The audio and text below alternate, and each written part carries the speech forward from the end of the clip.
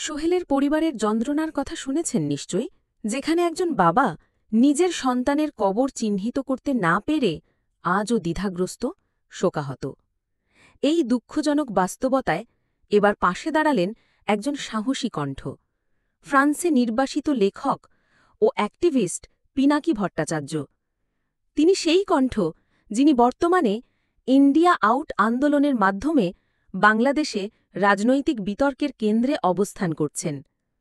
১৯৬৭ সালে বগুড়ায় জন্ম নেওয়া পিনাকি ভট্টাচার্য পেশায় চিকিৎসক, পাশাপাশি MBA ডিগ্রিধারী।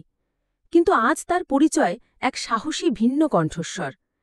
২০১৮ সালে সরকারের কঠোর সমালোচনা করায় তিনি দেশত্যাগে বাধ্য হন।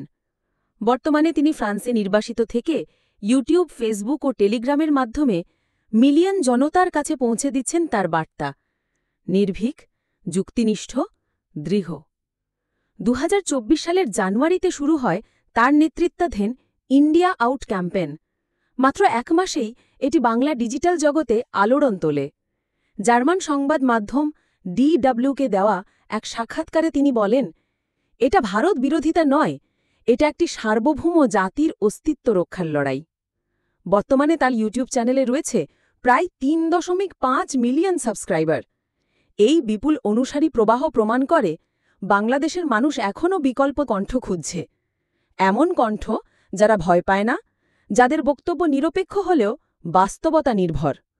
ফ্রান্স থেকে তার প্রতিটি পোস্ট, প্রতিটি ভিডিও সরকার প্রধানদের বিব্রত করে, কারণ তা আসে একেবারে তৃণমূলের যন্ত্রণার কথা তুলে ধরে। যেমন শফিক ভাই একটি মঞ্চে পড়ে গিয়েও রয়ে যান মানুষের হৃদয়ের ভেতরে, তেমনি পিনাকিও কোনো মঞ্চে উপস্থিত না থেকেও মানুষের চেতনায় দাঁড়িয়ে আছেন।